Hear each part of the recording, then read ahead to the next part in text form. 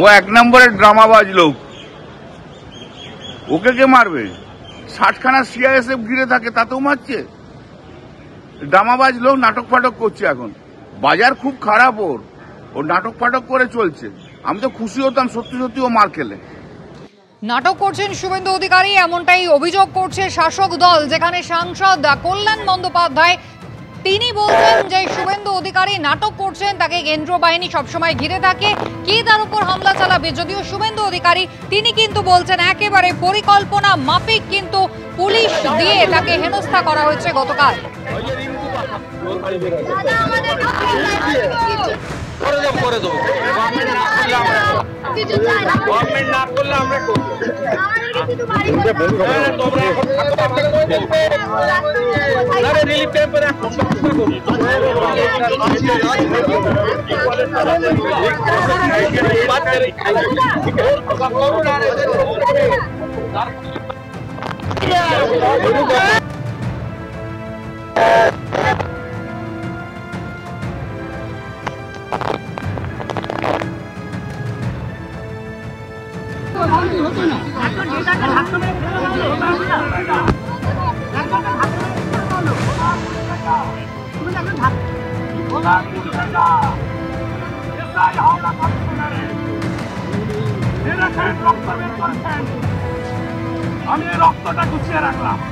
রাজ্য বিজেপির সাধারণ সম্পাদক জগন্নাথ চট্টোপাধ্যায় রয়েছেন আমাদের সঙ্গে টেলিফোন লাইনে। জগন্নাথ বাবু, গতকালই বিরোধী দলনেতা তিনি রক্তাক্ত হয়েছেন হাওড়ার বেলগাছিয়ায় গিয়ে, সেই ছবি আমরা দেখেছি, এবং বিধানসভায় এসে তার ফার্স্ট এড করা হয়েছে তাও আমরা দেখেছি।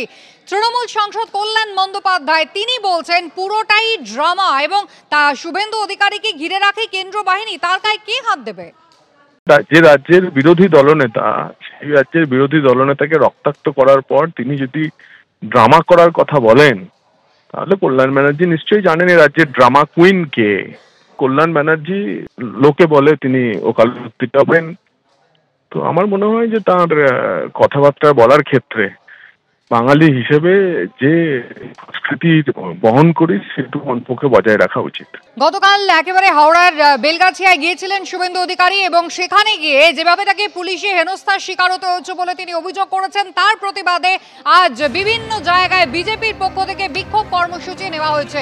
বাঁকুড়া রোন্দায়, যেখানে বিজেপি বিধায়ক অমরনাথ শাখা তার নেতৃত্বে বিজেপি কর্মী সমর্থকরা তারা পথে নামেন, জাতীয় সড়ক অবরোধ করেন। তার পাশাপাশি হাওড়া লিলুয়ার, সেখানেও কিন্তু বিজেপি কর্মী সমর্থকরা পথে নামেন।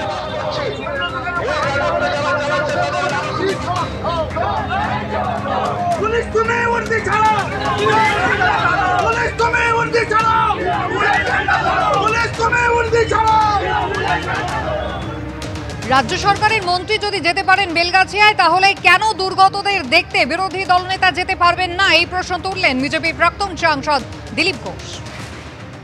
একটা দুর্ঘটনা ঘটেছে, মানুষ এখানে পীড়িত, তো তাকে যদি রাজ্য সরকারের মন্ত্রী নেতারা যেতে পারেন দেখা করতে, পীড়িতদের কাছে দাঁড়াতে, আমাদের বিধানসভার নেতা তিনি কেন যেতে পারেন না? তিনিও তো ক্যাবিনেট মন্ত্রীর দরজা পান, তিনিও জননেতা, মানুষের কাছে দাঁড়াবার তার দায়িত্ব আছে। তিনি সেবা করতে গেছেন, লোকের দুঃখ কষ্ট শুনতে গেছে, তাকে আটকানো হচ্ছে কেন?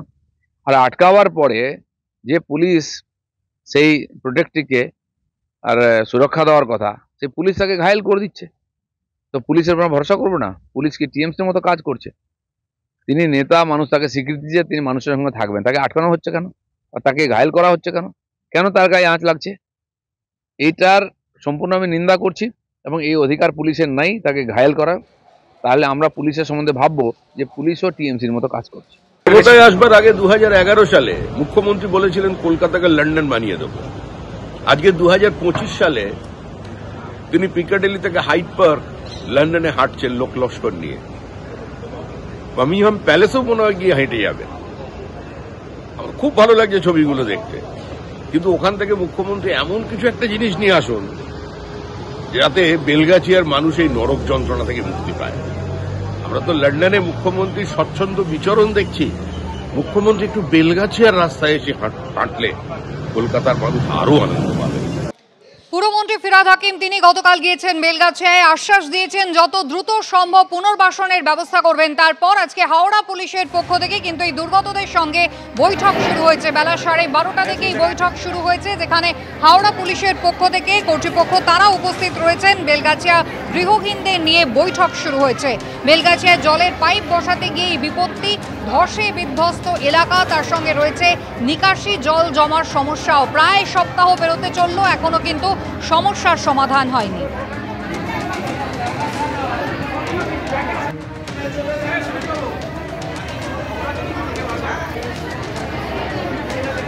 That's when the doctor